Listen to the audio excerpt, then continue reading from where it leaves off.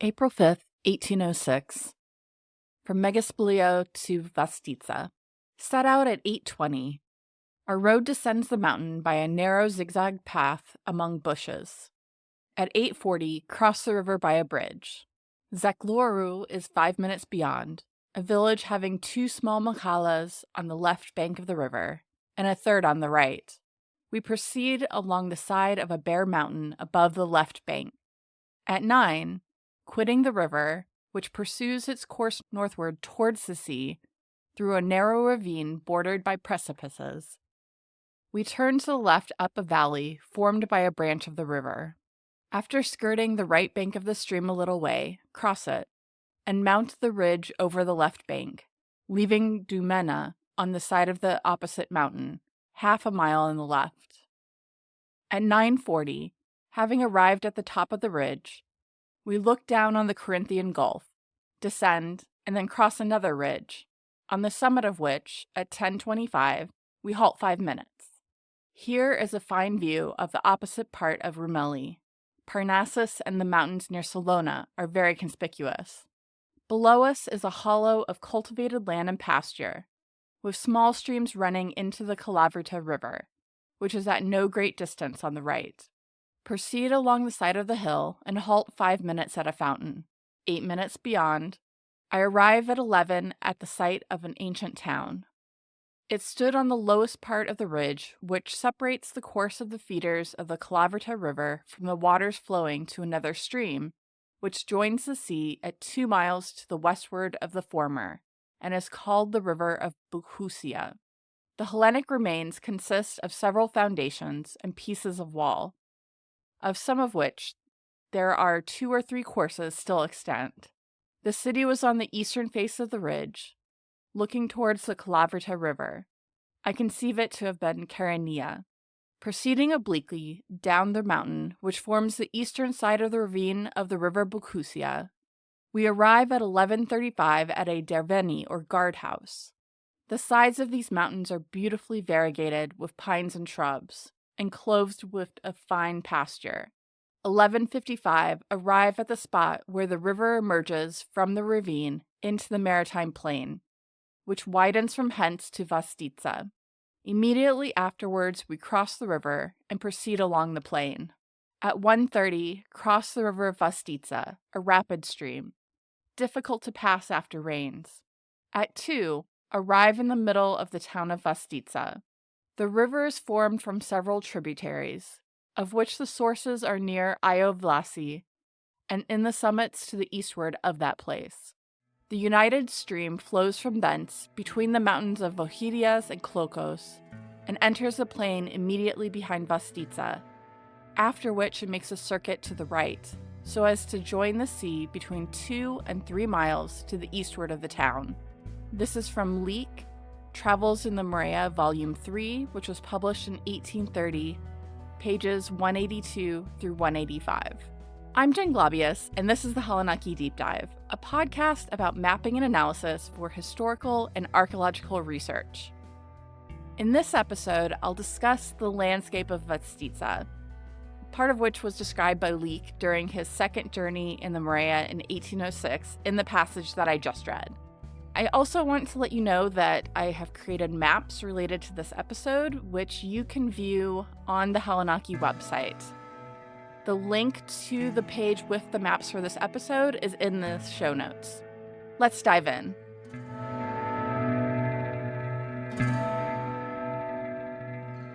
When I talk about the landscape, I'm looking specifically within the borders of the 1700 Venetian territory of Vostitsa.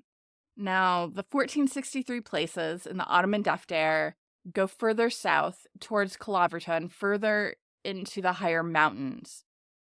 But I don't have firm boundaries for that because they really didn't have boundaries between these places in 1463. And because 1700 is the middle time period that we're looking at, all of the information and analyses are going to be based on those 1700 Venetian borders. So within those borders, the entire territory of Vostitsa is within 22 kilometers or 14 miles of the coast. It's all hugging the coastline of the northern Peloponnesus. Leek's route through ravines to reach the coastal plain was typical for north-south travel in the Vostitsa area. Except for the relatively flat plain along the coast, the Vostitsa landscape consists of a series of ravines and valleys running north to south. Here's how the Vostitsa landscape formed. The story starts tens of millions of years ago, when the shells of sea creatures accumulated deep underwater and through time were compressed together to form limestone. The limestone was lifted up to form mountains between 56 and 34 million years ago, as the area was compressed as tectonic plates came together. In the last 23 million years, the area is no longer being compressed, but now is being stretched apart. This extension of the landscape through stretching has fractured the brittle crust into blocks, separated by fault lines. Some of the blocks move downwards, like the Gulf of Corinth to the north of Vostitsa, which is called a grab, while others, known as horse, move upwards. And this is like the mountains of Arcadia to the south of Vostitsa. As the Arcadian mountains moved upwards, they eroded, and the sediment from the mountains was transported north by streams and deposited in the Vostitsa area as alluvial fans at the base of those mountains. Lowered sea level during the glacial periods in the Pleistocene caused the streams to cut into those alluvial fans, creating the present-day ravines and valleys, while the coastal plain was also formed by river deltas in the Gulf of Corinth, and they were lifted up above sea level. Today, the coastal plain in the Vostitsa area reaches at most 6.5 kilometers or 4 miles inland, but it's mostly much less than that. It extends along the coast about 24 kilometers or 15 miles from the western border towards the east, and there's a break where the cliffs are straight up against the Gulf of Corinth without a coastal plain. And then on the very easternmost side of Vostitsa, there's 5 kilometers, about 3 miles of a coastal plain again. The coastal plain is an area where agriculture is fairly easy, but it's a very small part of the overall territory. Most of the area is foothills going up towards the mountains that get highest towards the south. And this area, as you might have been able to discern from what I read of Leek's description of this area, really it's divided up by ravines that these streams go into. And so travel in some ways is much easier going north-south the way that the streams are going from the mountains towards the coastline. There's a number of these streams. We're going to go from east towards west within the territory. Further east than Leek reached was the Crathis, which comes out about Akrata. It's on the east side of this territory. There was also, not in the present day, but on the Venetian map from 1700, there was also a stream that was east of where Leek came out that entered the Corinthian Gulf at the present-day Punta promontory. The next ravine, the stream, is the Voraikos, which comes out about west of Diakofto. This is the ravine that today there's a rack railroad that goes from Diakofto to the Megaspilio Monastery and then on to the town of Kalavrita. That's basically the path for the first part of Leek's route, going from Megaspilio towards what today is Diakofto. So to the west of that is Rema Karanitis, which enters the Corinthian Gulf east of Nikolaica. And this is the stream that Leek called Bokusia. So the second one that he was following to go towards the coast. And then he came out on the coastline. And eventually he reaches the Salinas Potamos, which is the Salinas River, which during Leek's time flowed closer to Egeo. So it was within 2 to 3 miles, and now it's further east due to an earthquake. The Salinas is what Leek called the River of Vostitsa because it flows the closest to the town of Egeo, which was called Vostitsa. So further west than was in this passage by Leek, there's the Rema Maganitas, which enters the Corinthian Gulf northwest of Egeo.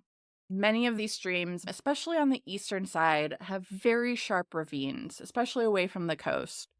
And it's easiest to travel as Leek did, traveling down these different ravines or stream valleys. Elevation is the basic data I'm using to study the landscape of the Vostitsa area.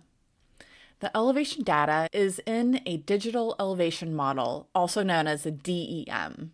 This DEM I'm using has a 25-meter resolution, which means that sudden changes in elevation that occur in less than 50 to 100 meters, like things like cliffs, those cannot be detected. But the 25-meter resolution is still good for larger landscape features, which is why I'm using it. Within the Vostitsa study area, the elevation goes from 0 meters above sea level along the coast to 1,748 meters above sea level to the south, which is a change in elevation of over 1 mile. Now, elevation is the first step of looking at the landscape, because I also use the DEM to compute other landscape measures, such as slope, ruggedness, and classifying landforms. Slope is the change in elevation over a distance. You might have learned it in school as rise over run. So through the magic of GIS, I transformed the DEM into a slope map, and you can see this slope map and other maps on the Hellenaki website using the link. So if you look at that slope map, you can see that the slope is very close to being flat on the coastal plain, although there are a few other smaller upland plains further to the south. The steepest slopes are in the ravines on the eastern side of the territory, and then also there's some steep slopes not in ravines on the southwestern border where it's going up to the mountains. If we think ahead a little bit about how humans use a landscape, which we'll get into in the next episode, if you think about it, flat or gentle slopes are the easiest to use. But in areas such as Vostitsa and across much of Greece, steeper slopes have been cultivated for thousands of years, often by building terraces, walls that divide up a slope to create small flat areas. Some of the villages in the more mountainous parts of Vostitsa use terraces to create enough space for houses because the terrain is otherwise just too steep for even a small-sized house. All right, so leaving slope behind, another measure of landscape that I'm using is ruggedness, which measures how much the terrain goes up and down over a certain distance. An area can have a steep slope, but not be very rugged if the slope only goes one direction, versus if the terrain goes up and down a lot, then it's going to be more rugged, even if there isn't much slope change. Most of the Vostitsa area has fairly low ruggedness because it's hilly, it's in the foothills towards the mountains, but it's not in the mountains themselves. The lowest ruggedness, of course, is along the coastal plain, while the most rugged part of Vostitsa is the southwestern border area, which is approaching the mountains further to the south. The last measure I want to talk about with respect to the Vostitsa landscape is landform. Landforms can be classified in many ways, but I used a topographic position index method that's available in QGIS using the Saga toolbox. That classification yielded 10 landforms, which I simplified to 5, which are stream/drainage, valleys, plains, slope, and ridge. And slope in this case just means that the landscape is not flat, so like the side of a hill, not the top, not the bottom. If you look at the landforms map using the link to the Hellenaki website, as you might expect, the streams are bounded by valleys. So where you have a stream, on either side there are valleys and then slopes. Most of the area of the Vostitsa territory is classified as slopes, while the next largest classification is plains. Including elevation, those are 4 different ways of looking at the landscape. And looking at them all together, you get the idea that the coastal plain is one very easy area to use. The ravines, especially on the eastern side of the territory, are steep and would not have been easy to travel through or to live in. And then another area that would be very difficult to do anything in is that southwestern part of the territory that's approaching the mountains. Now, one analysis I have not done for the Vostitsa area is classification of land cover, which looks at what type of vegetation or surfaces cover a landscape.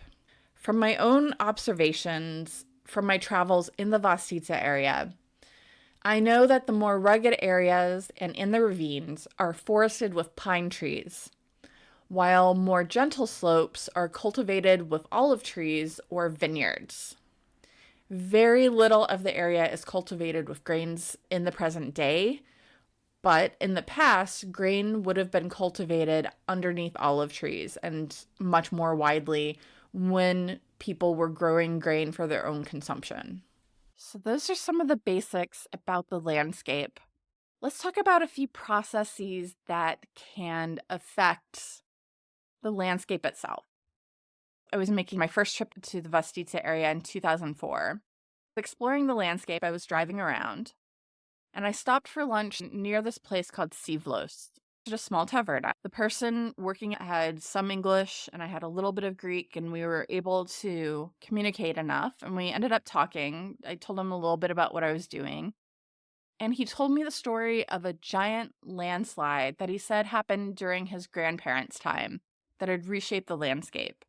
Just to make sure I have all the details, I did some additional research since I didn't remember all the story. So here's what I know. On Sunday, March 24th, 1913, there was a large landslide of rocks and soil that came down from the Yerikari mountain. All that rock and soil slid down and it blocked the Krathis River. The village of Silivania came down as part of that landslide, while the village of Sivlos, where it was then, was flooded by the new lake that was formed by the now blocked Krathis River. Unfortunately, 4 people were killed during this incident, which destroyed both villages, but fortunately, most people in Silivania and Sivlos had left the area due to smaller landslides 2 days earlier. So most people had left the area and were safe. But it ends up that some of the houses and the semi-submerged church of Ios Athanasios from the old village of Sivlos are still visible in the lake. This happens just to the south of the Vostitsa area, so not within the area of analysis, but there definitely were landslides, small and large, through time, especially in this type of mountainous, very sloping landscape. In addition to landslides, we also need to talk about earthquakes as a process that can really change the landscape. There was a fairly well-studied earthquake in 337 BC that destroyed the city of Haliki, which was attested in ancient authors, and there's an archaeological project that's been working in that part of Vostitsa looking for Haliki, which they think they've done. They've done studies of soils and sedimentology and other things like that to look at what happened. As for modern times, the latest big earthquake in the area was on June 15th, 1995, when there was a 6.5 near Egeo that affected the town. Most of that damage has been taken care of, but if you ever visit Egeo, there are signs around talking about the earthquake damage. I was also able to find some information about earthquakes from before there was monitoring in the area. I got these from a paper that I'll link to in the show notes. This paper looked at information about earthquake damage from reports, correspondence, newspaper articles, and things like that to get an idea of where the epicenter probably was, the magnitude, things like that. So let's talk about a few historic earthquakes. First, there was one on May 14th, 1748. Fortunately, there were some foreshocks before the main earthquake actually happened that warned the inhabitants. So they were actually outdoors and not inside.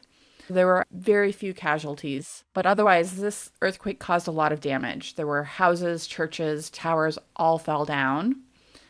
And along with the earthquake, it also caused a tsunami that had 3 waves that hit Egeo. Each one was higher than the last. And the third wave was higher than the large plane tree, which is right at the harbor. It's a very large tree. I put a picture on the page with the map so you can see at least what the tree would have looked like back in the 1700s. There was another large earthquake on August 23rd, 1817. Most of the town of Vostitsa, which is modern Egeo, was destroyed. Most of the houses were damaged. There was damage to the churches. This was at the very end of the Ottoman period. So there was a mosque, which was completely destroyed by this earthquake. There was similar damage in nearby villages of Kumari, Zevgolatio, Temeni, Morla, and Dimitropoulou. This earthquake, like the one in 1748, also caused a tsunami. This tsunami hit both sides of the Gulf of Corinth, so not just the Vostitsa area, but across the Gulf of Corinth. Because of the tsunami at Vostitsa itself, 18 people drowned in the tsunami. Sea level rose almost 7 meters, and it flooded a few different areas. It was because of this earthquake that the Salinas River, which is close to Egeo, shifted course slightly to come to the Gulf of Corinth further east than it had before. So the mouth of the Salinas River is further away from Vostitsa, from the town of Egeo, than it used to be. Another massive earthquake occurred on December 26, 1861. The worst damage was not in the town of Vostitsa or Egeo itself, but just east of it. And in some of those villages, all of the houses, schools, churches, and other buildings collapsed. In Egeo, there was less damage, but still many buildings collapsed or cracked or were inclined sideways. There was a little tsunami, which flooded the harbor road and the springs that are near the plane tree. But there was also flooding of the coast between the Salinas and Vuracos rivers, and also between Diacofto and Punta, which is a little peninsula out into the Gulf of Corinth. So in those areas, there were cracks and liquefaction. There were at least 7 deaths of people because of the 1861 earthquake. 126 people were injured. And in the districts of Egeo and Bora, within the Vostitsa area, at least 2,000 families lost their homes in this earthquake. On August 29th, 1888, there was another big earthquake. This one happened with 2 to 3 big shocks, so not just one main shaking event. And there were also strong aftershocks. 1 person died, over 20 were injured. There's a lot of damage in Egeo. Of 1,300 houses in Egeo at that time, 1,000 of them were damaged. So only 300 houses escaped damage. Water flow to Egeo was interrupted, and then it came back, but it came and went for about 24 hours. And there was large amounts of damage in the nearby villages of Kulura, Velimitika, Temeni, and Murla. So from these historic events, we can tell that earthquakes have changed the landscape. They change the course of rivers, they bring on tsunamis that deposit, and they, of course, cause a lot of damage to buildings. So this is something that the people of Vostitsa have been dealing with. The landscape described by Leek during his travels in 1806 has been inhabited and used by humans for thousands of years. You almost wouldn't know it from Leek's words, since he describes the vegetation of pine and shrubs and pasture. He touched on the remains of ancient Chaeronea, but he described Chaeronea much more than any fountain or any village that he passed on that section of his trip, from Megaspilio to the town of Vostitsa. So you can tell that his interest was in ancient sites and in the landscape, but not necessarily on the peoples of the area. The coastal plain would have been cultivated and dotted with villages, but Leek did not describe any of that in this section. What he does talk about are the streams that he crossed and where those streams originated. So Leek's account leaves me with questions. Did he not come across any villages on the coastal plain? I understand not having villages in the ravines, but there are so many villages on the coastal plain today. Did he not pass any of them on his route to the town of Vostitsa, which is Egeo? So has human use of the landscape changed since Leek traveled to Vostitsa in the early 1800s? I'm also interested in how human use of the landscape has changed since 1468, the earliest of our time period. So we're going to start exploring that by looking at settled locations on the landscape in the next episode. And now for some endnotes. The ravines through which Leek traveled are mostly untouched by humans even today.